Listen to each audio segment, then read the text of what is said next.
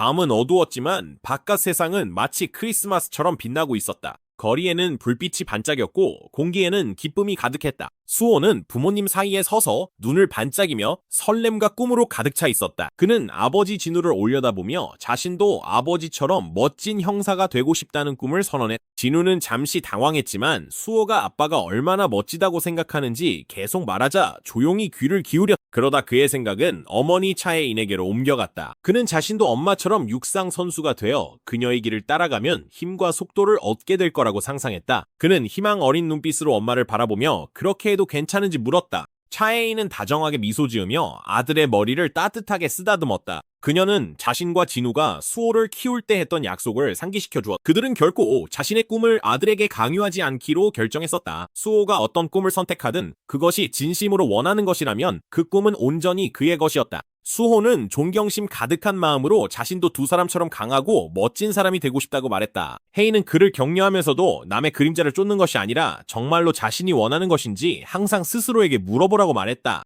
나중에 수호는 왜 그런지 몰랐지만 어머니의 그 말이 계속 마음에 남았다. 하지만 어느 순간부터 그는 더 이상 자신에게 그런 질문을 하지 않았다. 자신이 무엇을 좋아하는지 무엇을 잘하는지 궁금해하지 않게 되었다. 서서히 그는 아무 생각 없이 진우의 길을 쫓기 시작했다. 아버지를 너무나도 가까이 따르고 싶어서 자신의 발걸음을 잃어버렸다. 학교에서 수호는 종종 같은 그림, 즉 개미를 그리고 있는 모습이 자주 보였다. 어느 날 미술 선생님이 이를 알아차리고 한마디를 건넸다. 선생님은 같은 주제만 반복해서 그리면 그림 실력이 늘지 않을 거라고 지적했다. 하지만 수호는 미소를 지으며 비슷해 보여도 각각의 개미마다 작은 차이가 있다고 설명했다. 선생님은 그의 말뜻을 이해했다. 선생님은 그의 그림이 나름의 매력을 가지고 있다고 인정했다. 그림을 그릴수록 손이 자연스럽게 움직였고 각 개미마다 고유한 개성이 생겼다. 그러다 선생님은 그림 중 하나를 가리키며 다른 말을 했다. 그 그림은 더 이상 개미처럼 보이지도 않았다. 수호는 마침내 중요한 사실을 깨달았다. 그가 아버지 진우보다 먼저 그림자 변신의 힘을 각성한 것은 우연이 아니었다.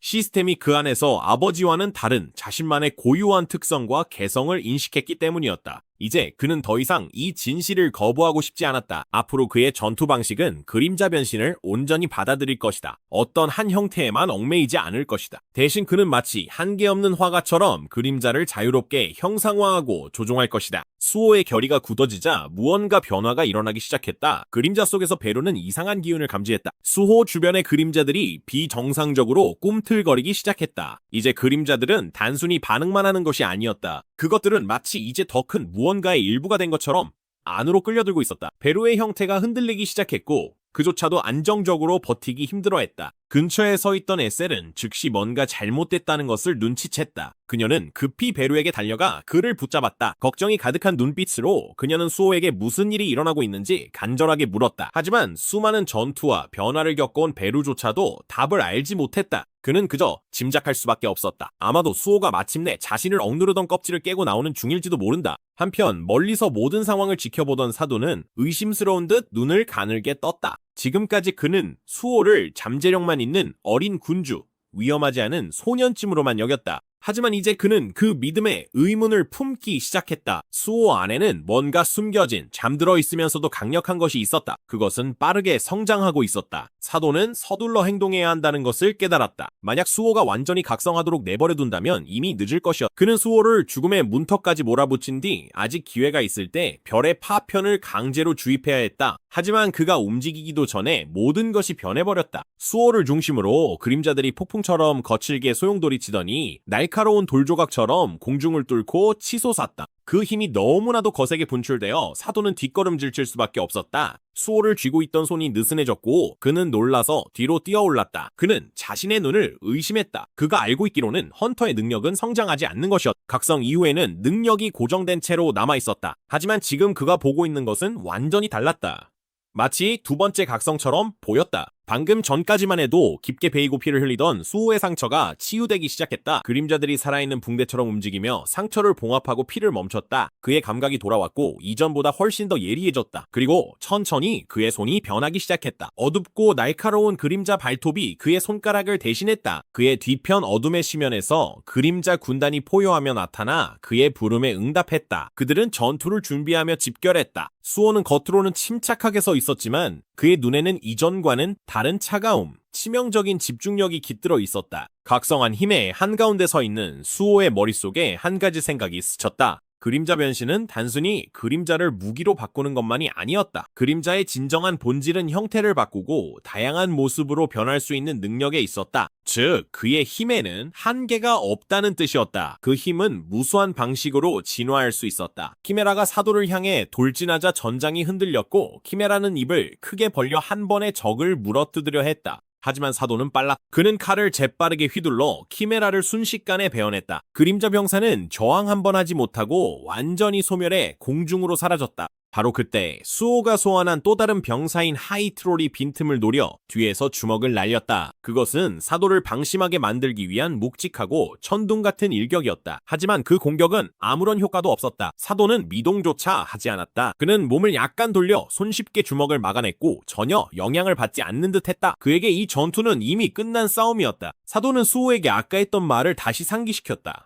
아무리 많은 그림자 병사를 보내도 자신을 쓰러뜨리기엔 결코 충분하지 않을 것이라고. 그리고 그는 다시 한번 칼을 휘둘러 하이트롤을 단 한 번에 파괴하며 그 그림자를 키메라처럼 흩어버렸다. 하지만 수호는 물러서지 않았다. 오히려 그는 특수 스킬, 유대 스킬인 데몬 블래스트를 발동시켰다. 에너지가 치솟으며 그는 결정적인 일격을 가하기 위해 앞으로 돌진했다. 그의 마음속에는 이것이 마지막 기회였다. 만약 이것마저 통하지 않는다면 아마 다른 어떤 것도 소용없을 것이다. 그는 힘껏 땅을 딛고 앞으로 내달려 눈 깜짝할 사이에 전장을 가로질렀다. 속도는 엄청나서 거의 따라잡을 수 없을 정도였다. 하지만 사도는 침착함을 잃지 않았다. 그는 수호가 뿜어내는 마력을 감지했다. 강력하고 위험하기까지 했지만 그를 위협하기에는 충분하지 않았다. 사도에게는 그 공격이 너무 직선적이고 너무 뻔했다. 바로 그 다음 순간 그의 검이 빠르고 날카롭게 움직였다. 그가 거리를 좁히는 동안 수호의 몸을 여러 번 베어냈다. 피가 공중으로 튀었다. 수호의 돌진은 도중에 멈춰섰고 그는 상처를 입은 채 뒤로 물러났다. 그의 다리 중 하나가 심각한 손상을 입었다. 사도는 피투성이가 된 수호를 내려다보며 비웃었다.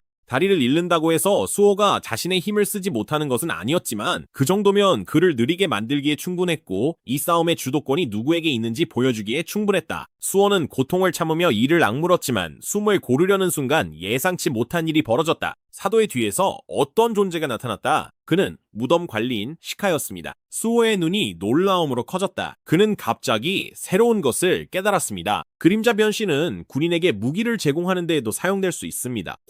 위에서 거대한 펀치가 떨어져 사도의 얼굴에 정확히 맞았습니다. 그 충격은 천둥처럼 울려 퍼졌습니다. 사도의 몸은 미사일처럼 공중으로 던져졌고 바위를 뚫고 격렬하게 떨어졌습니다. 그의 발밑의 땅이 갈라졌다. 그의 몸은 전장을 미끄러지듯 굴러가다가 부서진 바위 더미에 파묻혔다. 멀리서 수호는 자신의 그림자 병사 시카 뒤를 따라 걸었다. 사도는 일어서려 했었다. 방금 일어난 일에 정신이 아찔했다. 그는 군주 자신이 아니라 병사가 스킬을 사용하는 것을 목격했다. 이런 일은 전례가 없었다. 심지어 원래의 그림자 군주조차 이런 방식으로 권능을 사용한 적이 없었다. 그는 말을 하려고 입을 열었지만 아무 말도 나오지 않았다. 턱이 무겁고 부러진 것처럼 느껴졌다. 고통이 온몸을 휘감았다. 그는 더 이상 말을 할 수 없다는 사실을 깨달았다. 그래도 몸은 움직일 수 있었다. 그는 이민성 안에 있는 생명력을 끌어내어 마나를 충전하려 했다. 아직 싸울 수 있다고 스스로를 다독였지만 이제는 더 이상 실수할 여유가 없다는 것도 알고 있었다. 그는 방심했다. 그것이 그의 실수였다. 하지만 뭔가 다른 이상함이 느껴졌다. 이상한 감각이 민성과의 연결을 타고 퍼져나갔다. 갑자기 끔찍한 생각이 그를 덮쳤다. 이민성이 의식을 되찾았을지도 모른다. 혹시 아까의 일격이 사도의 지배를 깨뜨린 것일까? 그는 믿을 수가 없었다. 하급 헌터가 전세를 뒤집은 것이다. 이건 굴욕을 넘어선 일이었다. 억지로 다시 지배하려 하자 민성 안에서 무언가가 저항하기 시작했다.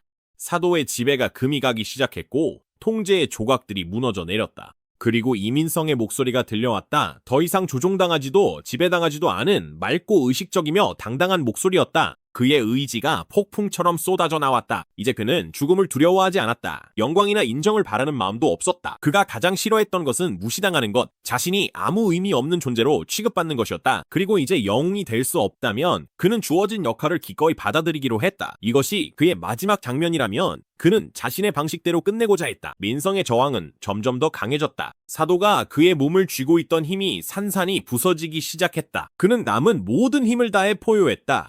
영웅이 아니라 자신의 운명을 받아들이는 악당으로서 마지막 연기를 알렸. 사도의 존재가 바람에 흩날리는 먼지처럼 사라져갈 때 수호가 그의 앞에 섰다. 만화로 단단히 감싸인 그의 주먹이 거친 힘으로 빛나기 시작했다. 그는 망설이지 않았다. 한순간에 그는 주먹을 앞으로 내질렀다. 그 주먹은 민성의 가슴을 정면으로 강타했다. 충격은 살과 뼈를 뚫고 지나갔다. 그의 몸이 뒤로 젖혀지며 충격파가 뒤로 퍼져나갔다. 전장은 고요해졌다. 이민성이 굳은 채로 서 있는 동안 시간이 멈춘 듯 했다. 가슴에 난 커다란 상처에서 고통이 온몸으로 퍼져나갔다. 배는 관통당했고 턱이 부러져 마지막 말조차 입 밖으로 내지 못했다. 그 조용하고 고통스러운 정적 속에서 민성은 모든 것을 되돌아보았다. 외계인이 처음 자신 앞에 나타났을 때 그는 망가진 세상을 바로잡을 기회라고 믿었다. 하지만 이제 생명이 꺼져가는 순간 그는 이 모든 것이 얼마나 무의미했는지 깨달았다. 대재앙 이후 모든 것이 내리막길을 걸었고 결국 이렇게 끝나버렸다. 갑자기 기억 한 조각이 마음속 깊은 곳에서 떠올랐다. 임태규의 목소리, 함께 일해보지 않겠냐고 묻던 그 말. 민성은 그 생각에 욕지거리를 내뱉었다. 마지막 순간까지도 그는 그 남자의 기억을 떨쳐낼 수 없었다. 분노가 속에서 끌어올라. 그는 깔보이는 것을 결코 용납할 수 없었다. 그는 이민성, 슈퍼스타였다.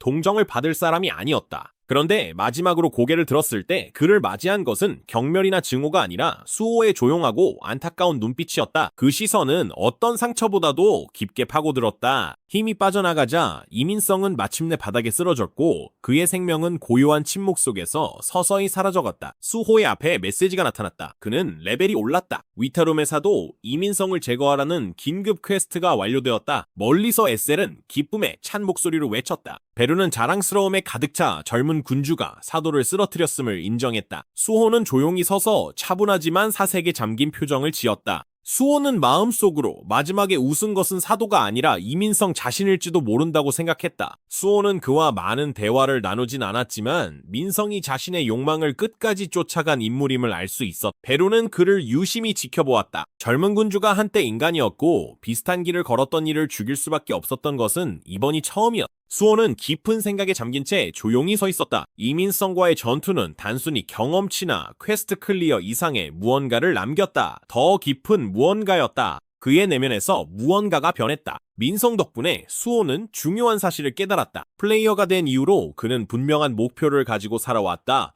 어머니를 찾고 아버지를 도울 수 있는 사람이 되는 것. 하지만 그 과정에서 그는 무언가를 놓치고 있었다. 그는 진정으로 자신만의 싸우는 이유를 찾은 적이 없었다. 아마 그래서 민성이 그를 애매한 인물, 진정한 자아나 목적이 없는 사람이라고 불렀던 것일 것이다. 갑자기 그의 머릿속에는 튜토리얼 마지막에 있었던 전투, 아버지 진우와의 싸움이 떠올랐다. 그 순간 수호는 경외심으로 가득 차 있었다. 비록 아버지가 적으로 그의 앞에 섰지만 수호는 그 압도적인 힘에 감탄하지 않을 수 없었다. 그의 마음속에는 조용한 바람이 생겼다. 그처럼 강해지고 싶다는 소망이었다. 하지만 감탄과 함께 좌절도 찾아왔다. 수호가 그 싸움에서 졌을 때 깊은 상처가 남았다. 아버지와 자신의 격차는 너무나도 크고 도저히 좁힐 수 없을 것만 같았다. 그런데도 지금 이 자리에 서서 모든 것을 겪은 후에 수호는 새로운 야망이 자신 안에서 피어오르는 것을 느꼈. 그는 사도나 군주들보다 강해지는 것에 그치지 않고 자신의 아버지마저 뛰어넘을 만큼 강해지고 싶었다. 그 생각은 대담하고 불가능해 보였지만 그의 가슴을 불타오르게 했다. 수호는 처음으로 자신만의 자아, 앞으로 나아갈 이유를 찾은 것 같았다. 베르는 조용히 그를 지켜보며 그 목표가 얼마나 닿기 힘든 것인지 잘 알고 있었다. 에셀 역시 진우를 뛰어넘는 것이 과연 가능할지 궁금해하지 않을 수 없었다. 하지만 수호는 자신을 둘러싼 의심에도 불구하고 그 어느 때보다 집중되어 있었다. 그는 속으로 미소를 지었다. 다른 사람들이 자신을 의심하는 것은 당연한 일이었다. 그들의 걱정에 답하는 대신 그는 시야에 깜빡이는 알림의 시선을 돌렸다. 그는 레벨이 올랐다. 보상과 경험치가 모두 그의 앞에 나열돼 있었다. 하지만 새로운 것이 하나 더 나타났다. 바로 퀘스트였다. 이것은 다른 것들과는 달라. 이번 퀘스트는 전직을 위한 것이었다. 호기심이 생긴 수호는 자신의 상태창을 열었다. 이제 그의 레벨은 40. 직업은 여전히 없음으로 표시되어 있었고 칭호는 여전히 늑대 암살자였다. 멀리서 사도는 모두의 시선에서 벗어나 조용히 서 있었고 그의 시선은 수호에게 고정되어 있었다. 그는 침착하지만 계산적인 표정으로 전장을 관찰하며 모든 움직임을 재는 듯했다. 수호가 보여준 힘은 그를 놀라게 했다. 사도는 검은 가면을 쓴 자가 이 정도의 잠재력을 가지고 있을 거라고는 예상하지 못했지만 이제 결심을 굳혔다. 수호는 반드시 그들의 사람이 되어야 했다. 진정한 자아의 파편들이 합쳐지기 시작하면서 사도는 본래 핵심 능력 중 하나인 등가교환의 저울을 되찾았다. 이 능력은 자신이 가진 어떤 것이든 동등한 가치에 다른 것으로 교환할 수 있게 해주었다. 이 순간 그는 주변에 있는 모든 신도들의 생명력을 단 하나의 것으로 만화로 교환하기로 결심했다. 주변의 에너지를 끌어모으며 사도는 손을 뻗었. 그의 손바닥에는 스타더스트라 불리는 자극제가 있었는데 이는 만화의 힘을 극적으로 증폭시키는 희귀한 물질이었다. 거친 에너지가 몰아치자 그의 주변 공기는 점점 무거워졌다. 그리고 완벽한 힘과 의도를 담아 그는 스타더스트를 치명적인 정확도로 날려보냈다. 전장 근처에서 베루는 이민성의 기억을 탐색할 수 있는 허락을 구하며 아타림의 사도의 기원과 목적을 추적하고자 했다. 수호는 이민성의 마지막 순간을 곱씹으며 베루에게 허락을 내렸다. 그는 대격변 이후 민성이 세상을 증오하게 되었는지 그리고 자신이 플레이어가 되지 않았다면 어떤 일이 벌어졌을지 궁금해했다. 하지만 그 생각을 끝내기도 전에 무언가가 그를 강타했다.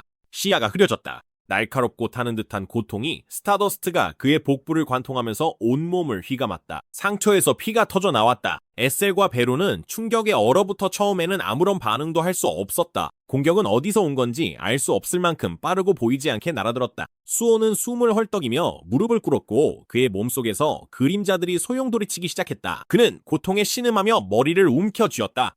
낯선 감각이 그의 정신을 침범하고 있었다. 이건 단순히 육체적인 고통만이 아니었다. 마치 이질적인 무언가가 그의 생각 속으로 파고들어 깊숙이 파헤치는 듯했다. 수많은 시스템 알림이 그의 시야에 쏟아져 들어왔다. 그중 하나는 영구적인 장수 효과가 활성화되었음을 알렸다. 하지만 더 중요한 것은 그 효과를 해제하려는 시도가 실패했다는 내용이었다. 시스템은 이번 공격을 미스트번에 의해 발생하는 감염과 유사한 위험하고 지속적인 상태로 판정했다. 여러 번의 회복 시도가 있었지만 모두 실패로 끝났다. 멀리서 사도는 만족스럽게 이 광경을 지켜보고 있었다. 그에게 이 순간은 전환점이었다. 이 성공으로 어둠의 권능이 마침내 그들의 손에 닿을 수 있게 된 것이다. 하지만 모든 것이 되돌릴 수 없을 것처럼 보이던 그때 또 다른 알림이 수호의 시야에 깜빡이며 나타났다. 시스템이 마침내 상태 이상을 분석하는 데 성공했고 회복이 시작된 것이다. 그럼에도 불구하고 수호는 떨고 있었다. 입은 피해가 너무 커서 무시할 수 없었다. 동료들은 걱정스러운 목소리로 외쳤고 그들의 얼굴에는 공포가 역력했다. 베루는 어린 군주를 부르며 달려왔지만 수호는 거의 말을 할 수 없었다. 수호는 몸속을 태우는 듯한 고통 속에서도 의식을 잃지 않으려 애썼다. 공격은 갑작스러웠지만 시스템이 영구 생명력을 제때 발동시키는 데 성공했다. 변화는 끝났다. 그는 살아있었지만 상처는 여전히 깊었다. 수호는 빨리 무언가를 해야 한다는 것을 알았다. 그는 그림자 능력을 이용해 상처를 막는 데 집중하며 출혈을 멈추고 다시 통제권을 되찾으려 결심했다. 하지만 뭔가 이상했다. 안정됐어야 할 그의 HP가 여전히 줄어들고 있었다. 불안이 밀려오기 시작했다. 이대로라면 그의 몸이 오래 버티지 못할 것이다. 즉각적인 해결책이 반드시 있어야 했다. 수호는 망설임 없이 대기 중이던 전직 요청을 수락했다. 시스템이 즉시 반응했다. 전직 요청이 수락되었고 이제 전직 과정이 시작된다는 알림이 나타났다. 그의 앞에 어둠의 에너지가 소용돌이치는 포탈이 형성되었다. 하지만 조건이 있었다. 오직 플레이어인 수호만이 전직 퀘스트 공간에 들어갈 수 있었다. 퀘스트의 흐름을 보호하기 위해 시스템은 그를 동료들과 분리시켰다. 군주 후계자를 포함한 그의 동료들은 그림자 던전으로 순간 이동되었다. 수호는 포탈 안으로 발을 들였다. 그가 들어서자마자 포탈은 그의 뒤에서 무너지기 시작했다.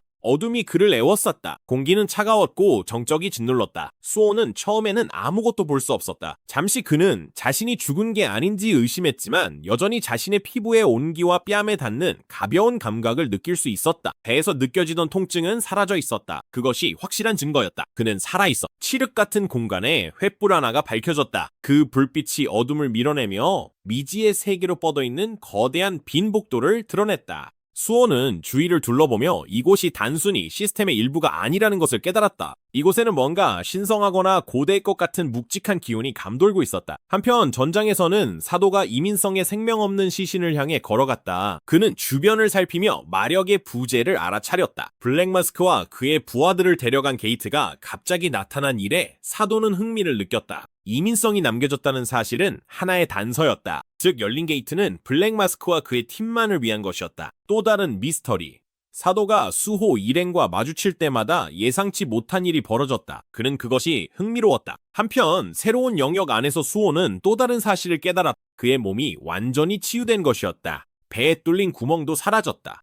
그는 아무런 허약함도 고통도 느끼지 않았다. 신체적으로는 아무 이상이 없었다. 하지만 상태창을 확인하자 제안이 나타났다. 다른 군주의 계승자들은 각성 퀘스트에 참여할 수 없다는 것이었다. 시스템은 또한 그림자 던전 열쇠 사용도 거부했다. 그는 곧 뭔가 잘못됐다는 것을 깨달았다. 유대 스킬도 그림자 던전 열쇠도 작동하지 않았다. 최근 들어온 어떤 장소와도 달랐다. 주위를 둘러보던 그는 이 구조가 기억 속 어딘가와 닮았다는 것을 느꼈다. 이 던전은 그가 튜토리얼 단계에서 훈련했던 바로 그 던전, 아버지가 그를 위해 만들어준 그 던전이었다. 이제는 예전과는 비교도 안 될 만큼 성장했지만 그 시절의 기억은 여전히 남아있었다. 하지만 이번에는 싸울 기사도 명확한 레벨업 방법도 제공되는 무기도 없었다. 모든 것이 그에게서 빼앗겼다. 특히 불칸의 뿔이 파괴된 후라서 이건 정말 잔인한 반전이었다. 수호는 퀘스트 상세 내용조차 주어지지 않았다는 것을 알아챘다. 지침도 따라야 할 것도 아무것도 없었다. 그는 의문이 들었다. 예전처럼 문을 열고 탑을 올라야 한다면 이번에는 외부의 도움 없이 모든 것을 혼자서 해내야 하는 걸까? 능력도 없이? 무기나 스킬도 없이? 그는 어둑한 복도를 헤매며 이곳이 익숙하면서도 낯설게 느껴졌다.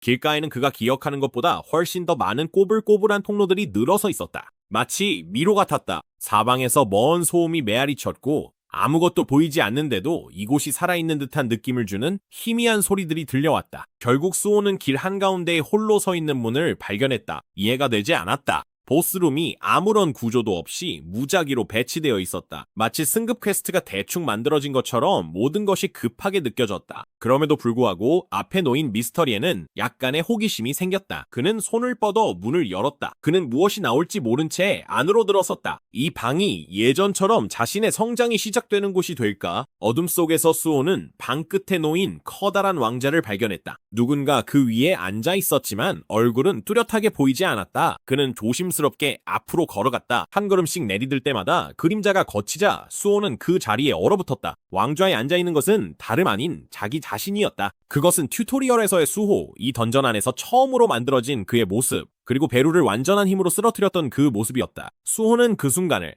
그리고 그 모습이 지녔던 힘을 떠올렸다. 그것은 결코 가볍게 여길 수 있는 것이 아니었다. 바로 그때 왕좌에 앉은 인물이 건틀릿을 꽉 쥐었고 금속이 조여지는 소리가 방 안에 울려 퍼졌다. 그리고 폭발적인 힘으로 왕좌를 산산조각 내며 일어섰고 그의 눈은 거친 사리를 담아 수호를 뚫어지게 바라보았다. 수호가 반응할 틈도 주지 않고 그 인물은 미사일처럼 앞으로 돌진했다. 다음 순간 혼돈이 휘몰아쳤다. 건틀릿이 수호의 몸을 꿰뚫었다. 고통이 몰아쳤고 그의 형체는 산산조각이 났다. 모든 것이 한순간에 사라졌다. 그의 비명도 침묵 속에 사라졌다. 아무것도 남지 않았다. 수호가 던전에 들어섰을 때 밝혀졌던 세 개의 횃불이 이제는 희미하게 빛나고 있었다. 그중 하나는 완전히 꺼져버렸다. 그때 수호가 다시 눈을 떴다. 그는 출발 지점으로 돌아와 있었다. 모든 것이 방금 전과 똑같았다. 혼란스러운 마음에 그는 주위를 둘러보았다. 천천히 그는 깨달았다. 이곳에서는 그가 다시 살아날 수 있었다. 그리고 방금 그가 본 것, 보스룸 안의 적은 바로 그 자신, 과거의 자신이었다. 각성 퀘스트의 목적이 분명해졌다. 튜토리얼에서의 자신, 한때 베루의 전성기만큼 강했던 그 시절의 자신을 극복하는 것이었다.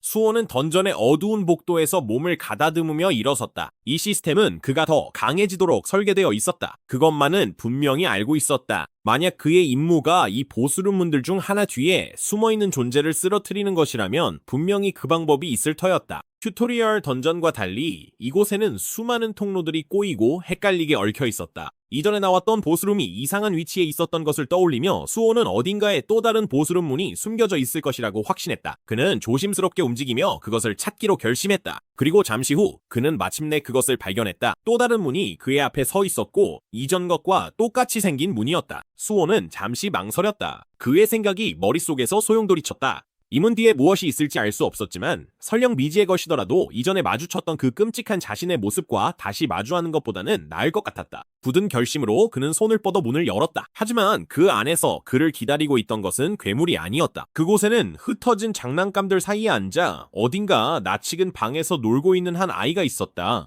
아이가 돌아섰고 빛이 그의 얼굴을 비추자 수호의 심장이 멎는 듯했다. 그 아이는 바로 자신이었다. 소녀는 수호의 얼굴, 어린 시절의 수호와 똑같은 얼굴을 하고 있었다. 수호의 시선이 아이와 마주치자 그의 눈동자가 혼란으로 떨렸다. 이곳은 전혀 평범한 던전처럼 느껴지지 않았다. 뒤틀린 기억과 힘이 공기 중에 소용돌이쳤다. 정말로 자신이 자신의 과거와 싸워야 한다는 말인가? 그가 행동하기도 전에 현실 자체가 뒤틀리기 시작했다. 방 안의 물건들이 마치 중력의 법칙이 사라진 듯 떠오르기 시작했다. 아이는 침착함을 유지했지만 그를 둘러싼 모든 것이 공중으로 떠올랐다. 수호의 몸이 굳어버렸다. 그는 움직일 수 없었다. 이 익숙한 감각, 압도적인 중압감과 완전한 마비였다. 이것은 바로 지배자의 권능이었다. 아이는 손을 들어 수호를 가리켰다. 그리고 한 번에 공기를 가르듯 손을 휘둘렀다. 그 순간 수호의 몸이 방에서 사라졌다. 보수방의 문은 여전히 열려 있었지만 수호는 더 이상 그곳에 없었다.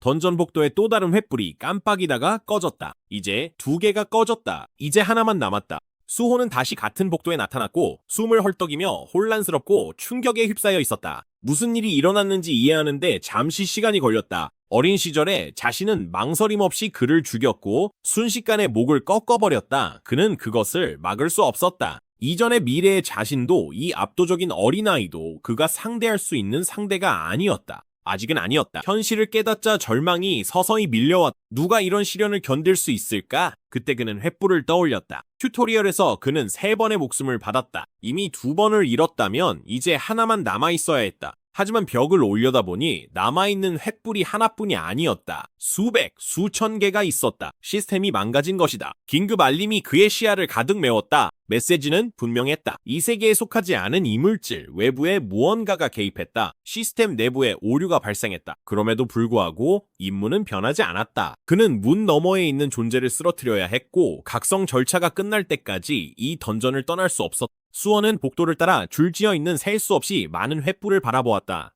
각각의 횃불은 저마다의 불꽃을 흔들리며 밝히고 있었다. 문득 한 가지 생각이 떠올랐다. 만약 저 횃불 하나하나가 목숨을 의미한다면 그 생각은 잠시나마 희망을 안겨주었지만 그 희망은 불안정했다. 시스템이 외부의 무언가에 의해 오염된 것이다. 던전 자체가 변해버렸고 규칙은 뒤틀렸으며 논리도 왜곡되었다. 이곳에서는 레벨업을 할 방법도 안전지대도 없었다. 퀘스트는 극도로 불공평해졌고 수호는 그 이유를 이해했다. 시스템 오류 때문이었다. 그로 인해 횃불이 정말로 생명을 의미하는지조차 확신할 수 없었다. 그래도 그는 의심에 굴복할 수 없었다. 계속 앞으로 나아가야만 했다. 던전의 구조는 혼란스러웠다. 불규칙한 통로, 기이한 방 배치, 그리고 갑작스러운 보스 게이트들이 이곳을 끊임없이 변하는 미로처럼 느끼게 했다. 이미 2개의 보스룸이 존재한다면 더 깊은 곳에 더 많은 보스룸이 숨겨져 있을 가능성이 컸다. 하지만 진짜 문제는 미로의 크기를 알 수 없다는 점이었다. 시간은 있었다. 어쩌면 무한한 시간일지도 몰랐다. 그래서 할 수 있는 일은 한 걸음씩 탐색하는 것뿐이었다. 정탈을 하던 중 수호는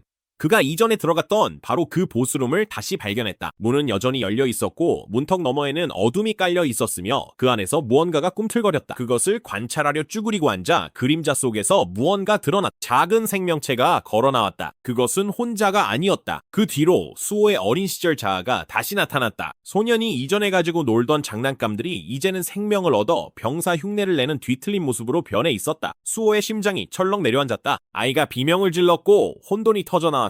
제대로 반응할 틈도 없이 타는 듯한 고통이 수호의 몸을 관통했다. 그의 다리는 반으로 찢겨나가 있었다. 수호는 아래를 내려다보며 비명을 질렀고 피가 돌바닥 위로 쏟아졌다. 장난감 병사 중 하나가 기습 공격을 감행해 인간이 할 수 없는 정밀함으로 그를 내리쳤다. 어린 수호는 그들 뒤에 서서 말없이 공격을 지휘하고 있었다. 그를 둘러싼 떠도는 존재감이 이를 확실히 했다. 그는 지배자의 권능을 사용하고 있었다. 수호는 거의 생각조차 할 수 없었다. 속도와 힘, 모든 것이 너무 압도적이었다. 막아낼 방법도 반격할 틈도 없었다. 장난감들은 폭발하듯 힘을 내뿜으며 살을 꿰뚫고 뼈를 부쉈다. 어린 수호가 움직일 때마다 그 뒤에는 잔혹한 결과가 따랐다. 그리고 상황은 더 악화되었다. 또 다른 인물이 그림자 속에서 걸어나왔다. 그것은 튜토리얼에서의 수호였다. 그 버전의 수호는 폭력성을 뿜어내고 있었다. 차가운 눈빛이 땅에 쓰러진 부상당한 수호를 뚫어지게 바라보았다. 수호는 직감적으로 느꼈다. 기회도 틈도 전혀 없다는 것을. 그는 다시 죽을 것이었다. 튜토리얼에 수호가 주먹을 들어 올렸고 무거운 건틀릿이 내리꽂혔다. 수호의 몸은 한 번의 치명적인 일격에 안팎이 뒤집히며 찢겨나갔다. 어둠이 그를 삼켰다. 복도에서 다시 부활했을 때 그의 숨은 거칠었다. 그는 아직 살아있었다. 이것으로 확실해졌다. 횃불은 생명을 의미하고 있었다. 횃불이 타오르는 한 그는 계속해서 돌아올 수 있었다. 하지만 그 사실을 깨달아도 위안이 되지 않았다. 고스들은 자신의 방을 벗어날 수 있었다. 그들은 복도를 자유롭게 돌아다니며 그를 사냥할 수 있었다. 그 정도의 난이도는 잔인함을 넘어섰다. 그는 아버지도 자신의 전직 때 이런 퀘스트를 겪었는지 궁금해졌다. 이건 불가능하게 느껴졌다. 하지만 시스템이 망가졌다면 앞으로 나아갈 유일한 방법은 버티는 것뿐이었다. 수호는 새로운 계획을 세웠다. 시스템은 여전히 그가 보스방 안의 존재를 쓰러뜨릴 것을 요구하고 있었다. 그것만이 유일하게 명확한 조건이었다. 즉, 튜토리얼 수호나 어린 시절의 자신과 굳이 싸울 필요는 없었다.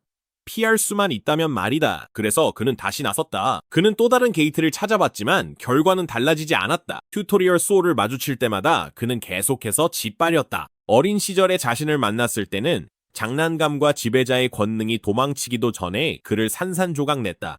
거듭해서 그의 몸은 파괴되고 목숨은 줄어들었다. 하지만 매번 그는 다시 돌아왔다. 그는 지고 있었지만 포기하지 않았다. 불꽃은 여전히 타오르고 있었다. 그는 계속해서 죽을 수 있었다. 저 횃불들이 꺼지지 않는 한 수호는 이 순환을 계속할 것이다. 아무리 많이 패배해도 그는 다시 일어섰다. 왜냐하면 저 끝없는 미로 어딘가에 다른 보스룸이 존재했고 수호는 반드시 그것을 찾으리라 결심했기 때문이다. 던전 바닥은 수호의 피로 흥건히 젖어 있었다. 다시 한번 그의 몸은 시작 지점에서 재생되었다. 그는 다시 부활한 것이다. 하지만 이제는 고통보다 더 깊은 무언가가 그의 마음속에 자리 잡기 시작했다. 바로 의심이었다. 똑같은 질문이 그의 내면에서 메아리쳤다. 만약 다른 보스룸 게이트가 없다면, 만약 시스템 오류로 인해 탈출할 유일한 기회가 사라진 것이라면, 그는 무한한 생명을 가졌지만 강해질 수도 레벨업할 수도 없고 동료도 없는 곳에서 결코 이길 수 없는 적들과 마주하고 있었다. 이제 더 이상 이것은 시련이 아니었다. 이곳은 지옥이었다. 절망이 그를 붙잡았지만 수호의 마음은 한때 자신에게 조용히 했던 약속으로 돌아갔다. 강해지기로 마음먹었다면 그는 가장 강한 존재가 되는 것 외에는 만족하지 않을 생각이었다. 그 맹세는 단순한 꿈이 아니었다. 이제 그 맹세는 그를 얽매는 사슬이 되어 모든 것이 포기하고 싶을 때조차도 행동하게 만들었다. 그는 이를 악물고 입가에 피를 닦았다. 고통에 떨리는 그의 손이 차가운 돌바닥에 떨어졌다. 천천히 그는 그리기 시작했다. 죽을 때마다 그는 자신이 지나온 길을 표시했다. 계속해서 그는 이 미로 속에서 자신의 움직임을 추적했다. 던전이 그에게 힘을 주지 않는다면 그는 스스로 힘을 얻을 방법을 찾을 것이다. 한편 던전에서 멀리 떨어진 서울은 뉴스에 폭풍에 휩싸여 있었다. 헌터 협회가 공식 발표를 했다. 헌터들 사이에서 인기가 많았던 자극제 스타 파우더가 이제 금지되었다. 오랫동안 이 약은 부작용 없는 기적의 강화제로 칭송받아 왔다. 하지만 진실이 드러났다. 이 약을 복용한 많은 헌터들이 이제 기억 상실을 겪고 있었다. 피해를 파악하고 확산 경로를 추적하기 위해 긴급 조사가 시작되었다. 혼란의 중심에는 충격적인 이름, 이민성이 있었다. 한때 헌터들 사이에서 영웅으로 그리고 전직 연예인으로 칭송받았던 이민성은 이제 불명예에 빠졌다. 그는 리퍼 길드의 전 부길드장이었으며 스타 파우더 유통의 핵심 인물이기도 했다. 그날 아침 한 등산객이 외진산에서 그의 시신을 발견했다. 사인은 불분명했지만 그 여파는 엄청났다. 대중은 충격에 휩싸였다. 한때 힘과 명성의 상징으로 여겨졌던 남자가 범죄 조직에 연루된 데다 이제는 죽음에 이르렀기 때문이었다. 이에 리퍼 길드는 어떤 결과가 따르더라도 헌터 협회의 수사에 전면적으로 협조하기로 굳게 결심했다. 헌터 협회 본부 내부는 긴장감으로 가득했다. 임태규는 속에서 치밀어 오르는 분노를 억누르며 앉아 있었다. 그의 어깨는 굳어 있었고 턱은 죄책감에 꽉 다물려 있었다. 모든 것이 자신의 책임이라는 생각을 떨칠 수 없었. 그때 이민성을 놓치지 않았더라면 어쩌면 이 모든 비극을 막을 수 있었을지도 모른다. 최종희는 그의 짐을 덜어주려 했지만 혼란은 오히려 더 깊어졌다. 이상한 점이 너무 많았다. 이민성의 시신이 발견된 상태는 정상적이지 않았다. 그의 외형은 변형되어 비정상적으로 뒤틀려 있었지만 생전에 변신 계열의 능력을 가진 적은 한 번도 없었다. 이 점이 새로운 의혹을 불러일으켰고 종이는 한 가지 가능성을 떠올렸다. 혹시 그 영향이 불법 각성제인 스타 파우더와 관련이 있는 걸까? 어쩌면 그것이 새로운 형태의 변신 능력을 유도했을지도 모른다. 하지만 태규는 확신할 수 없었다. 또 다른 세부 사항이 그를 괴롭혔다. 민성의 마지막 순간 검은 마스크를 쓴 헌터가 그와 싸우는 장면이 목격된 것이다. 그 정체불명의 인물이 마지막 일격을 가한 것일지도 모른다. 근처에 앉아있던 우짐철도 조용히 이야기를 들으며 같은 단서인 검은 마스크를 쓴 헌터에 집중하고 있었다. 그곳에는 한 젊은 남자, 수호가 있었. 공식 기록에는 그가 D급 헌터로 등록되어 있었고 그런 고난이도의 전투에 관여하기에는 너무 약한 인물로 여겨졌다. 하지만 최근의 사건들을 보면 그 등급이 거짓일 수도 있었다. 종이는 진실을 의심했다. 수호는 자신의 진짜 실력을 숨기고 가짜 등급을 가진 일명 가짜 랭커일지도 모른다고 생각했다. 수사에 합류한 박도진도 사진을 좀 더 자세히 보고 싶다고 요청했다. 그는 사진을 손에 들고 수호의 얼굴을 점점 더 호기심 어린 눈으로 살펴보았다. 테이블 건너편에서 진철은 아무 말도 하지 않았지만 그의 머릿속은 복잡하게 돌아가고 있었다. 징후가 점점 더 뚜렷해지고 있었다. 검은 마스크를 쓴 헌터가 수호일 가능성이 높았고 만약 또다시 실종 사건이 발생했다면 특히 그게 수호와 연관되어 있다면 이건 단순한 사건이 아니었다. 진철의 머릿속에는 한 번도 입 밖에 내지 않았던 이름 성진우가 떠올랐다. 그는 아들 수호에게 무슨 일이 일어나고 있는지 궁금했고 마음 한구석에서는 아직 그 아이가 살아있기를 바라. 던전 안에서는 수호의 시련이 계속되고 있어 끝없이 이어진 복도들은 무자비했다. 그는 셀 수 없이 많은 죽음을 겪었고 죽을 때마다 고통은 더욱 깊어졌다. 그럼에도 불구하고 그의 의지는 결코 꺾이지 않았다. 그는 매번 다시 태어날 때마다 몸을 질질 끌고 바닥에 피로 미로의 구조를 그렸다. 그것이 그의 유일한 무기이자 유일한 지도, 그가 할 수 있는 유일한 저항이었다. 그는 지치고 부서지고 고통에 압도당했지만 패배하지는 않았다. 던전이 계속해서 그를 죽이고 명확한 출구가 보이지 않아도 수호는 결코 항복하지 않았다. 그는 포기할 준비가 되어 있지 않았다. 섀도우 던전하는 침묵과 걱정으로 공기가 무거워졌다. 아무튼은 가만히 서서 날카로운 혀로 위에서 초조하게 왔다 갔다 하는 이를 향해 빈정거리며 느긋하게 공간을 훑어보았다. 베루는 날개를 퍼덕이며 원을 그리며 날고 있었고 불안한 에너지로 가득 차 있었다. 그는 며칠째 멈추지 않았다. 그의 걱정은 집착으로 변해버렸다. 베루의 평소 침착함은 이미 오래전에 사라졌다. 그의 목소리는 감정의 휘청이었고 그의 울음소리는 텅 빈 영역에 메아리쳤다. 수호가 미지의 게이트에 들어간 지 이미 2주가 지났다. 아무런 소식도 돌아올 기미도 없었다. 베루는 잠을 이룰 수 없었다. 쉴 수도 없었다. 알 수 없음에서 오는 고통이 그를 갉아먹었고 그의 절박함은 떨리는 외침마다 쏟아져 나왔다. 에셀은 근처에 조용히 서 있었지만 걱정스러운 표정이었다. 그녀는 베루가 빠져드는 감정을 이해하고 있었다. 아무 소식 없이 2주가 길게 흘렀다. 수호가 전에 불가능해 보였던 상황에서도 살아남았지만 이번 침묵은 견딜 수 없을 만큼 고통스러웠다. 아무트의 무관심은 긴장감을 더욱 고조시켰지만 에셀은 섣불리 판단하지 않으려 애썼다. 하지만 아무트가 냉정한 존재는 아니었다. 그는 단지 수호를 다르게 보고 있을 뿐이었다. 그에게 수호는 구조가 필요한 아이가 아니었다. 수호는 고통 속에서 단련되고 굳은 결의로 강해진 전사였다. 아무트는 그림자 군주를 직접 만난 적은 없었지만 수호의 눈에서 같은 불꽃을 보았다. 설령 그의 몸이 부서지고 정신이 한계까지 몰린다 해도 아무트는 수호가 살아남을 것이라 믿었다. 그의 말은 거칠었지만 다른 이들이 반드시 들어야 할 진실을 담고 있었다. 그들은 그를 믿어야만 했다. 잔혹한 던전 안에서 수호는 여전히 죽음과 부활의 순환에 갇혀 있었다. 그의 몸은 이제 끝없는 고통을 견디는 도구, 그릇이 되어버렸다. 하지만 그 반복 속에서도 수호는 싸웠다. 그는 다시 앞으로 돌진했다.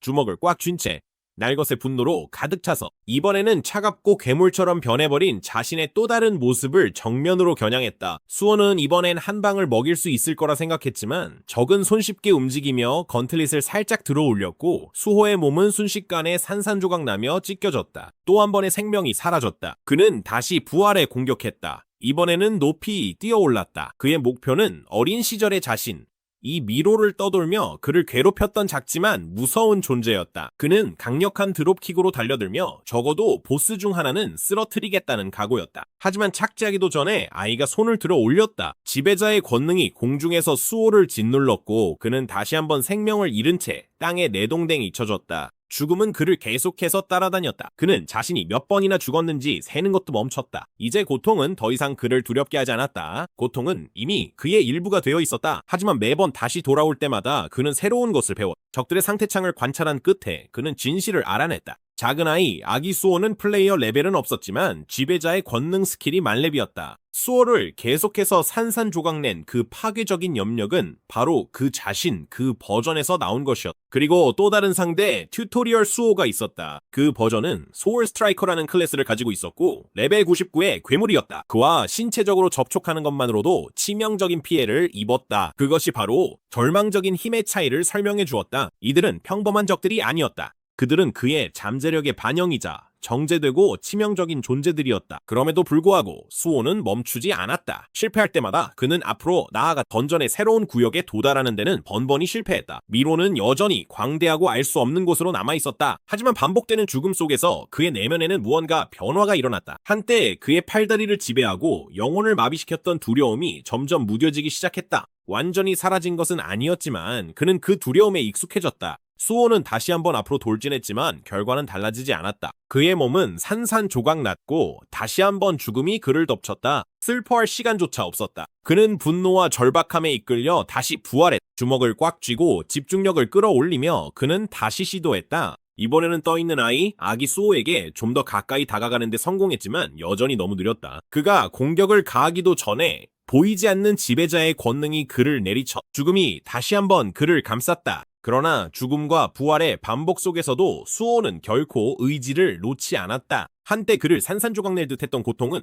이제 그를 더욱 날카롭게 다듬고 있었다. 죽음의 고통은 여전히 타올랐지만 그는 그보다 더 깊은 무언가를 깨달았다. 비록 이곳에서의 죽음이 영구적인 결과를 남기지 않는다 해도 결코 가볍게 여길 수 있는 일이 아니었다. 살아남으려는 본능은 반드시 살아있어야 했다. 죽음을 반복할 때마다 그의 몸과 정신 그리고 결의는 더욱 단단해지고 집중되며 견고해졌다. 다시 한번 수호는 자신의 몸에서 흐르는 피를 이용해 던전 바닥에 그려온 지도에 또 다른 선을 그었다. 말라붙은 피로 만든 조잡한 미로가 그의 유일한 길잡이였다. 그는 그것을 조심스럽게 살폈다. 아직 손대지 않은 구역, 한 번도 도달하지 못한 공간이 있었다. 그것이 곧 그의 유일한 기회일지도 모른다는 뜻이었다. 그는 그 방향을 응시하다가 문득 무언가를 깨달았다. 자신의 적 버전과의 조우가 점점 더 자주 일어나고 있어. 마치 그들이 바로 그 길을 막으려는 것처럼 느껴졌다. 그러자 예고도 없이 아기 수호가 다시 한번 그의 앞에 조용히 떠올랐다. 그것은 수호의 의심을 확신으로 바꿔주었다. 그 아이는 단순히 헤매고 있는 게 아니었다. 무언가를 지키고 있었다.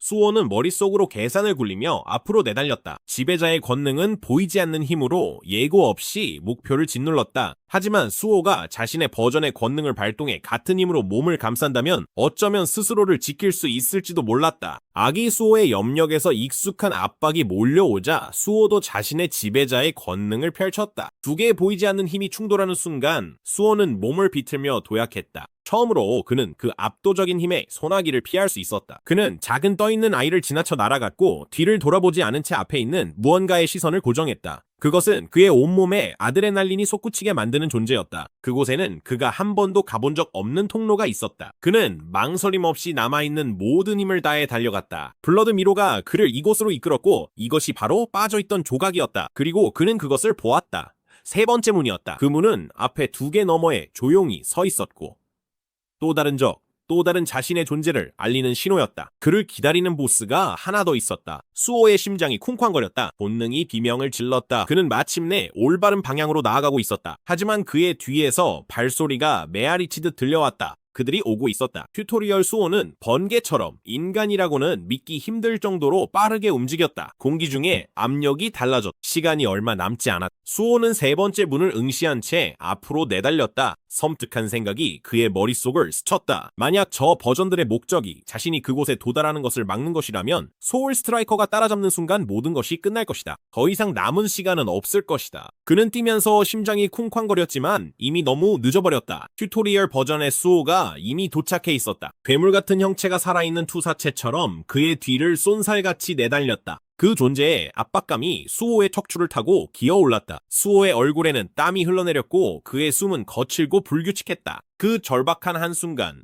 수호는 문에 도달했다. 그는 손잡이를 움켜잡고 문을 열어젖힌 뒤 형체가 닿기 직전에 안으로 미끄러져 들어갔다. 문이 쾅 하고 닫혔다. 안으로 들어서자마자 수호는 문에 기대어 주저앉으며 숨을 헐떡였다. 그는 그 무시무시한 자신의 또 다른 버전이 이 문을 열 수 있을지 알지 못했다. 이 공간이 완전히 차단되어 있기를 바랄 수밖에 없었다. 하지만 쉴 틈은 없었다. 비록 도망쳤지만 이것이 끝이 아니라는 것을 그는 알고 있었다. 이제 중요한 것은 이 방 안에 누가 혹은 무엇이 있는가였다. 지금까지의 상황을 바탕으로 수호는 또 다른 과거의 자신이 나타날 것이라고 짐작했다. 튜토리얼 초창기의 자신일 수도 있고 어쩌면 그 이전의 자신일 수도 있었다.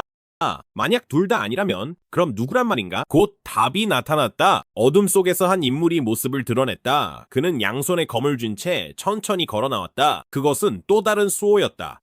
이번에는 쌍검을 든 버전이었다. 그 무기들은 단번에 알아볼 수 있었다. 하나는 라칸의 송곳니였고 다른 하나는 불칸의 뿔이었다. 수호는 눈을 가늘게 떴다. 이 버전은 시스템 오류로 인해 탄생한 것이 틀림없었다. 그가 지닌 아이템, 움직임 모두가 무작이라고 보기엔 너무 정교했다. 수호는 상태창을 활성화했다. 그는 잠시 웃음을 터뜨렸다. 상대의 스탯은 낮았다. 드디어 이길 수 있는 상대였다. 자신의 레벨과 스탯, 특히 힘은 이 버전보다 훨씬 높았다. 수호는 몸을 날려 플라잉 킥을 날렸지만 그것은 막혀버렸다. 그 인형은 양손에 든 검을 들어 수호의 공격을 손쉽게 튕겨냈다. 그리고 모든 것이 달라졌다. 그 인형은 한 번에 여러 스킬을 발동시켰다. 버프가 몸을 감싸며 솟구쳤다. 힘, 속도, 방어력, 기동성까지 모두 한계치까지 끌어올려졌다. 심지어 갑옷에서도 힘이 뿜어져 나왔다. 수호의 눈이 커졌다. 그는 그 기술을 알아봤다. 바로 아무시안 때 사용했던 신체 강화였다. 하지만 그 인형은 거기서 멈추지 않았다. 더 많은 버프를 발동시키며 힘을 겹겹이 쌓아 올렸다. 수호가 반응하기도 전에 상대는 맹렬한 연속 공격을 퍼부었다.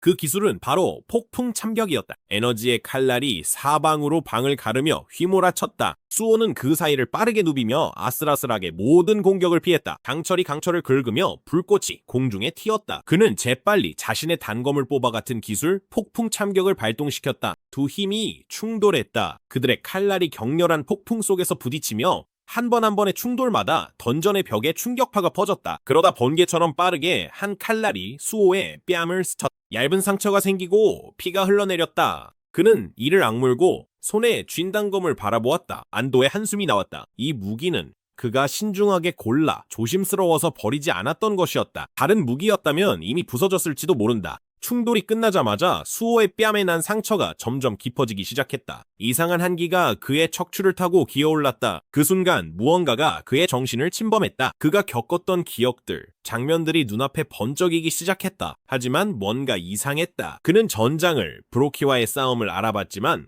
기억과는 다르게 전개되고 있었다. 결과도, 감정도, 전투의 흐름도 모두 달랐다. 그의 눈이 크게 떴다. 이것들은 그의 기억이 아니었다. 또 한 번의 공격이 들어왔고 그는 막아냈지만 대가가 따랐다. 상대의 검이 그의 팔뚝을 긁고 지나갔다. 다시 한번 기억이 떠올랐다. 또 다른 낯선 환상이 그의 머릿속을 가득 채웠다.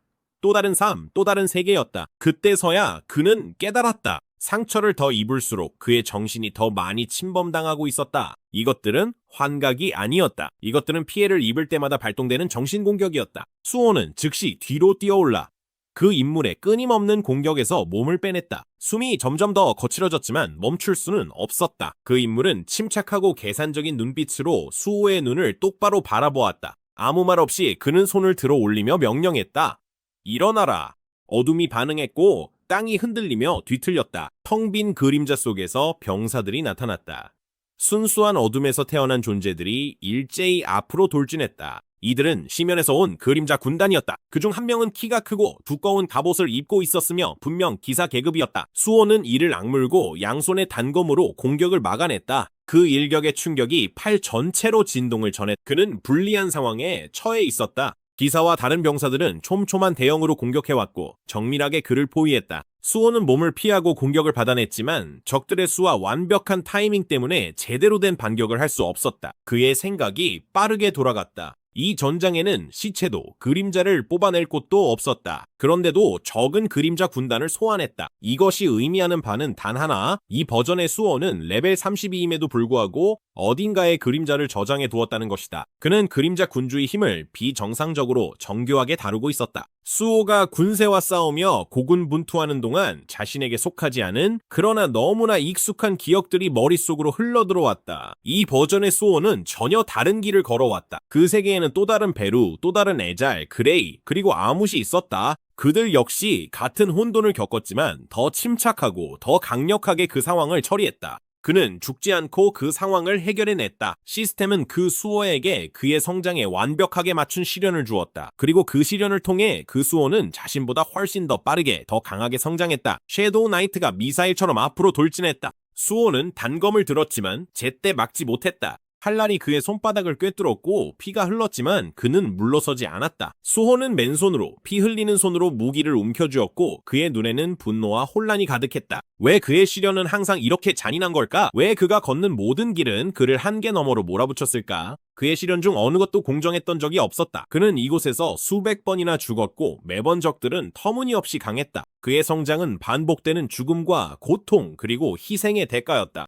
수호가 기사와 몸싸움을 벌이는 사이 쌍검을 든 또 다른 자신이 뒤로 다가왔지만 수호는 간신히 반응했다. 그는 기사를 밀쳐내고 몸을 돌려 검을 들어올리며 뒤에서 날아온 치명적인 공격을 가까스로 막아냈다. 그는 죽음과 절망, 수많은 실패와 부활을 통해 무언가를 깨달았다. 아무것도 하지 않으면 아무것도 변하지 않는다는 것이었다. 그를 가로막고 있던 것은 시스템의 오류가 아니라 그 시스템을 자신이 어떻게 사용했는지에 있었다. 이제 그는 시스템이 자신을 키워주는 것이 아니라 자신이 시스템을 완전히 익혀야 한다는 사실을 이해했다. 그의 움직임이 달라졌다. 이제 그는 기다리거나 방어하는 대신 전술을 완전히 바꿨다. 그는 자신을 향해 휘둘러지는 검을 향해 주먹을 곧장 내질러 순수한 힘으로 공격을 끊어냈다. 그리고 완벽한 정확성으로 자세를 전환한 뒤 폭발적인 힘으로 상대의 머리를 강하게 걷어찼다. 이제 그는 더 이상 본능이나 두려움에 따라 움직이지 않았다. 모든 공격에는 의도가 담겨 있었다. 수호는 단순히 이기고 싶은 것이 아니라 벗어나고 싶었다. 그는 시스템이 정해준 길을 더 이상 따르지 않기로 했다. 이제부터 그의 미래는 강요된 어떤 구조나 설계가 아니라 오직 자신의 선택으로 만들어질 것이다. 그가 물구나무 자세로 몸을 전환하자 그림자가 다리 주위에 감기며 무기처럼 변형되었다. 그는 그 탄력을 이용해 상대를 향해 강력한 내려차기를 날렸다. 하지만 상대는 위험을 감지하고 뒤로 달려 물러나며 땅을 갈라 깊은 홈을 남겼다. 수호는 그 틈을 놓치지 않았다. 완벽한 타이밍에 짧은 기회를 포착해 그는 주먹에 힘을 모아 앞으로 돌진했다. 그는 상대를 휘청이게 할 만큼 강력한 일격을 날렸다. 그 타격은 정확하고 직선적이며 완전히 치명적이었다. 그 힘은 너무나 강렬해서 마치 공간 자체를 찢어버릴 듯했다. 그리고 곧 포효가 터져나왔다. 만화는 번개처럼 수호의 온몸을 타고 흐르며 폭발했다. 마지막 남은 힘을 끌어모아 그는 주먹을 내리꽂았다.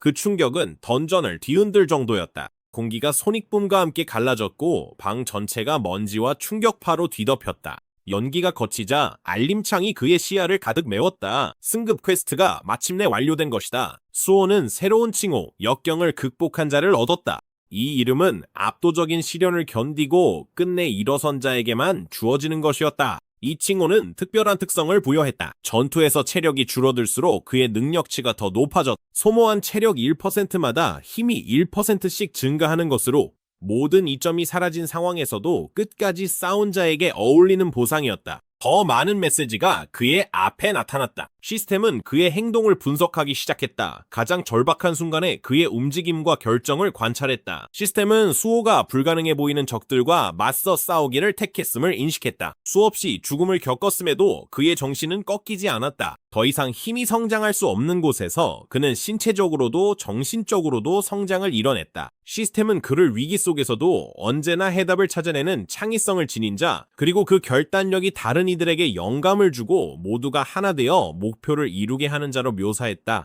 이제 수호에게는 마지막 선택, 직업 선택이 주어졌다. 첫 번째 선택지는 그림자의 계승자로 시스템이 그가 그림자의 힘을 계승할 수 있도록 인도해주는 길이었다. 두 번째는 소울 스트라이커로 과거의 기록을 바탕으로 선택된 숨겨진 직업이었지만 대가가 따랐다. 이전의 모든 능력치가 사라지고 그림자 스킬도 완전히 없어지게 된다. 세 번째 직업은 여전히 알려지지 않았다. 이 선택지는 진급 퀘스트에서 수호가 이룬 성과를 바탕으로 만들어진 추천 직업이었다. 이 역시 그림자 스킬이 사라지게 된다. 이 길은 수호 자신의 행동에서 비롯된 완전히 새로운 무언가를 약속했다. 각 선택지에는 그에 따른 대가가 있었다. 하나는 모든 것을 그대로 유지하고, 하나는 과거의 길로 되돌아가며, 또 하나는 모든 것을 버리고 한계를 넘어 진화할 기회를 주었다. 하지만 모든 것, 고통과 죽음, 그리고 고난을 겪은 끝에 수호는 더 이상 규칙에 얽매이지 않기로 했다. 그는 하나를 고르지 않았다. 그는 전부를 선택했다. 차갑고 단호한 눈빛으로 그는 앞으로 손을 뻗어 모든 선택지를 움켜쥐었다. 순식간에 세 개의 클래스가 하나의 거칠고 찬란한 에너지 구체로 합쳐져 그의 몸속으로 밀려들었다. 힘이 그의 주위를 소용돌이치며 존재의 핵심까지 모든 것을 변화시키고 있었다. 시스템이 그것을 확인했다. 각성은 완료되었다. 그림자 던전 안에는 수호의 흔적이 전혀 없는 채로 몇 주가 흐르며 무거운 침묵이 감돌았다. 에셀은 어두운 영역의 가장자리에 서서 얼굴에 긴장감이 감돌았고 목소리에는 걱정이 묻어났다. 무려 3주 동안 이나 수호의 흔적은 전혀 없었다. 그녀 옆에서 베루는 떨고 있었다. 평소에는 사나운 눈빛이던 그의 눈에는 눈물이 맺혔고 그는 크로코의 이름을 속삭이며 수호의 안전만을 생각했다. 평소에는 침착하고 속을 알 수 없던 아무조차도 지금은 근심 어린 표정을 짓고 있었다. 어떠한 소식도 그들에게 전해지지 않았다. 신호도 존재도 흔적도 없었다. 이건 정말로 이례적인 일이었다. 그조차도 이 침묵은 부자연스럽게 느껴졌다. 뭔가 이상했다. 바로 그때 그레이가 시선을 돌렸다. 그는 느꼈다. 미약하지만 익숙한 어떤 기운의 흔들림을. 그리고 공간의 파동 속에서 수호가 포탈을 통해 모습을 드러냈다. 그의 표정은 차분했고 거의 장난스럽게 다시 이 영역에 발을 들였다. 아무튼은 평소처럼 침착하게 그를 맞이했지만 에셀과 베르는 충격에 휩싸였다. 그 사실을 깨닫는 순간 그들의 감정이 터져나왔다. 수호가 마침내 돌아온 것이다. 오랜 기다림과 침묵 끝에 그는 다시 그들 앞에 서 있었다. 한편 멀리 서울에서는 헌터 협회 본부에 무거운 분위기가 감돌았다. 공기 중에는 팽팽한 긴장감이 감돌았다. 유진호는 불안한 마음으로 앉아 여전히 소식을 기다렸지만 아무런 소식도 들려오지 않았다. 우진철이 근처에 서 있었고 그의 목소리는 진지했다. 그들이 아무리 애써도 수호를 닮은 사람에 대한 소문조차 들리지 않았다. 마치 그가 완전히 사라진 것만 같았다. 더 나쁜 것은 위험한 추측이 퍼지기 시작했다는 점이었다. 일부는 수호가 이민성 살인 사건의 범인일지도 모른다고 생각했다. 진호는 더 이상 참지 못하고 자리에서 일어섰다. 그는 그런 주장들을 받아들일 수 없었다. 그는 수호를 잘 알고 있었다. 그는 수호가 어떤 사람인지 알고 있었다. 진철도 동의했다. 그 역시 수호가 그런 일을 저질렀을 리 없다고 의심했다. 반드시 수호가 전에 언급했던 이탈임의 사도, 그 신비로운 침입자와 연관이 있을 것이라고 생각했다. 진호의 마음에는 깊은 후회가 자리 잡았다. 과거의 세계에서 그는 아무것도 하지 못했다. 수호는 모든 시련을 혼자서 감당했다. 이번에는 달라질 것이라고 그는 맹세했다. 그는 다시는 수호가 그 외로운 길을 걷게 두지 않을 것이다. 바로 그때 진철의 휴대폰이 진동했다. 그는 화면을 힐끗 바라보았다. 또 다른 보고였다. 이런 일이 지금까지 몇 번이나 일어난 걸까? 던전 브레이크가 쉴 새 없이 계속해서 발생하고 있었다. 그리고 지금 또 하나가 혼란을 퍼뜨리고 있었다. 도시 한복판에서는 이미 파괴가 시작된 상태였다. 괴물들이 거리 곳곳을 자유롭게 돌아다니며 차량과 건물, 그 앞에 놓인 모든 것을 찢어밟히고 있었다. 버스는 지시겨지고 자동차는 뒤집혔으며 상점 전체가 흔적도 없이 사라졌다. 헌터들은 이미 현장에 도착해 있었다. 그들은 무기를 들고 대형을 갖춘 채 돌진을 이끄는 거대한 괴물을 마주하고 있었다. 헌터 중 한 명이 방패를 들어 올렸지만 괴물의 잔혹한 주먹에 순식간에 산산조각났다. 괴물은 곧바로 그 헌터를 붙잡아 날카로운 발톱을 남자의 몸 깊숙이 박아넣고 비명을 지르며 고통에 몸부림칠 때까지 세차게 조였다. 절망감이 공기 중에 가득했다. 헌터들은 완전히 압도당하고 있었다. 군중들 사이에서는 수많은 의문이 쏟아졌다. 왜 이렇게 대규모의 던전 브레이크가 도시 한복판에서 일어나고 있는 거지? 헌터 길드는 어디에 있는 거야? 이 구역을 지키기로 되어 있었는데 지금은 민간인들이 비명을 지르며 도망치고 괴물들이 대낮에 난동을 부리고 있었다. 혼란에서 멀리 떨어진 한 옥상 위에서 도지는 차분하면서도 계산적인 눈빛으로 서 있었다. 그는 도시거리 곳곳에서 벌어지는 파괴의 광경을 지켜보고 있었다. 불길, 비명, 피 모든 것은 그에게 그저 소음에 불과했다. 그가 진정으로 신경 쓴 것은 주목이었다. 헌터 협회의 중심부에 들어가기 위해서는 그는 관심을 끌어야 했다. 노력도 정의로움도 성과도 아니었다. 파괴가 클수록 그만큼 더 빨리 퍼져나갔다. 사람들이 더 많이 이야기할수록 그의 이름이 더 자주 거론됐다. 그것이 바로 그가 이 게임의 룰을 배운 방식이었다. 사람들은 가장 먼저 도착한 헌터나 다른 이들을 구하려다 죽은 헌터는 기억하지 않았다. 사람들이 기억하는 건 오직 화제가 된 자뿐이었다. 그가 아래의 광경을 지켜보던 중 한 헌터가 장면 속으로 뛰어들었다. 제형은 날카로운 동작으로 짐승의 벌어진 턱을 베어내며 괴물은 비명을 지르며 비틀거렸다. 근처에 있던 사람들은 상황이 드디어 바뀔지도 모른다는 희망을 품었다. 하지만 도지는 만족하지 않았다. 그는 비급 헌터를 방해꾼, 즉 주목을 빼앗아갈 수 있는 존재로 여겼다. 도지는 천천히 손을 움직이며 자신의 차례를 준비했다. 제형은 무대에서 내려와야 할 존재였다. 갑자기 괴물이 움직였다. 그 존재감이 한층 강렬해졌다. 괴물의 눈에서는 비정상적인 빛이 번뜩였고 만화는 거칠게 요동쳤다. 괴물은 강력한 꼬리로 한번 휘둘러 재영을 잔의 더미로 내던졌다. 그의 몸은 돌무더기에 부딪혀 의식을 잃었다. 그는 자신을 공격한 것이 무엇인지조차 보지 못했다. 괴물은 거기서 멈추지 않았다. 그것은 거칠게 앞으로 돌진했다. 괴물은 주먹을 움켜쥐고 재영이 회복할 틈도 없이 그의 가슴을 관통했다. 피가 튀고 뼈가 산산조각 났으며 한때 강했던 헌터는 이제 거리 곳곳에 흩어진 조각에 불과했다. 잠시 동안 정적이 흘렀고 다른 헌터들은 충격에 얼어붙었다. 그 광경은 압도적이었다. 땅은 피로 붉게 물들었고 그 위에는 짐승이 자랑스럽고 무자비하게 서서 다음 희생자를 노리는 포식자처럼 주위를 살폈다. 군중 속 한 헌터가 떨고 있었다. 그는 간신히 서 있었고 다리는 힘이 풀렸으며 머릿속은 후회로 가득했다. 치료비와 무기를 살 만큼 겨우 돈을 모은 뒤 그는 D급으로 현장에 복귀해 뭔가 변화를 만들고자 했다. 하지만 이제 와서 그는 모든 것이 무모했다는 걸 깨달았다. 그는 충분히 강하지 않았다. 그는 아무도 지킬 수 없었다. 그때 괴물들이 다시 돌진해왔다. 무리 중 몇 마리가 약해진 헌터를 노렸다. 그들은 일제히 그를 향해 달려들었다. 하지만 그들이 그에게 닿기 전에 누군가가 그들 앞을 가로막았다. 그 사람이 바로 수호였다. 수호는 망설임 없이 첫 번째 짐승을 땅에 내리꽂았다. 그의 공격에 짐승의 몸은 마치 신발에 밟힌 곤충처럼 납작해졌다. 그의 움직임은 너무 빨랐다. 너무나도 빨랐다. 그의 몸은 저절로 반응하며 괴물들을 하나씩 찢어발견.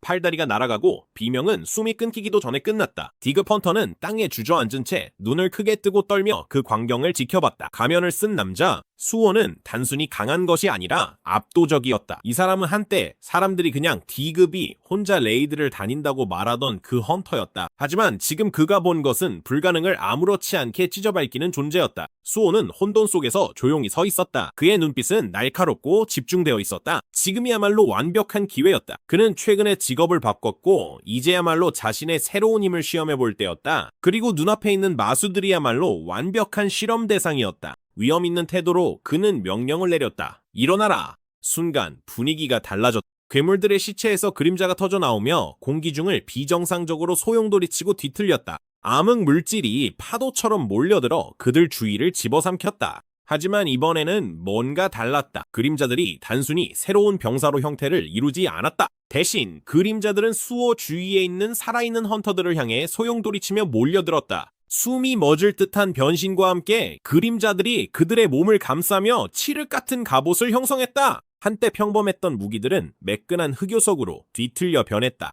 충격이 무리 전체에 퍼졌다.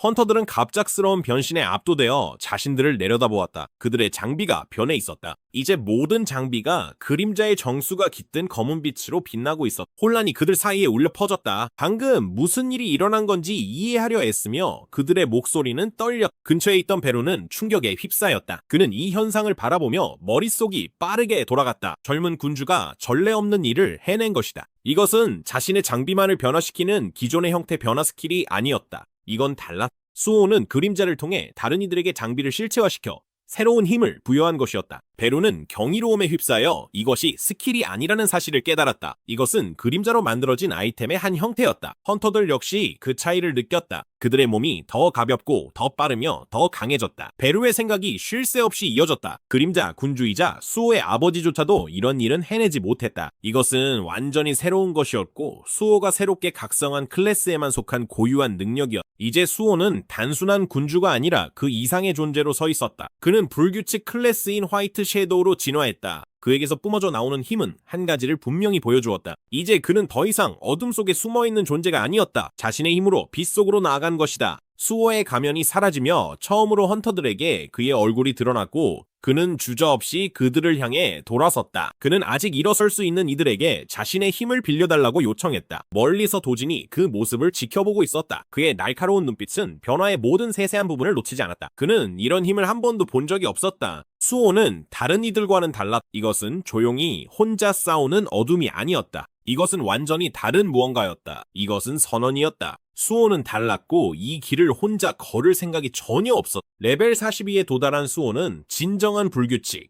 화이트 섀도우가 되었다. 하지만 한국의 희망이 피어오르는 동안 바다 건너 인도에서는 절망이 가득했다. 아수라 길드 내부는 혼란에 휩싸였다. 피가 바닥을 적셨고 엘리트 헌터들의 시신이 여기저기 흩어져 있었다. 그들 중에는 리오싱도 있었다. 마지막 순간 그는 자신이 존경하던 수호에게 미안함과 후회의 말을 속삭였다. 그는 약속을 지키지 못했고 소중한 것을 지키지 못했다. 그의 빚은 끝내 갚지 못한 채 남게 되었다. 한때 자부심으로 가득했던 복도에는 이제 침묵과 죽음만이 울려 퍼졌다. 이 참혹함의 한가운데서 한 인물이 앞으로 걸어 나왔다. 학살의 주범은 위협적인 태연함으로 움직였다. 그의 목소리는 차갑고 확신에 차 있었다. 그는 한국에서 떠오르는 젊은 힘, 자신의 부하들을 쓰러뜨릴 만큼 강하고 위험한 존재에 대해 들었다. 그 인물은 바로 수호였다. 그리고 이제 분노와 복수심에 불타는 그 정체불명의 인물은 결심을 굳혔다. 그는 한국으로 향할 것이다. 그는 수호를 끝까지 쫓아가 사냥할 것이며 다시는 아무도 자신의 것에 감히 손대지 못하게 할 것이다.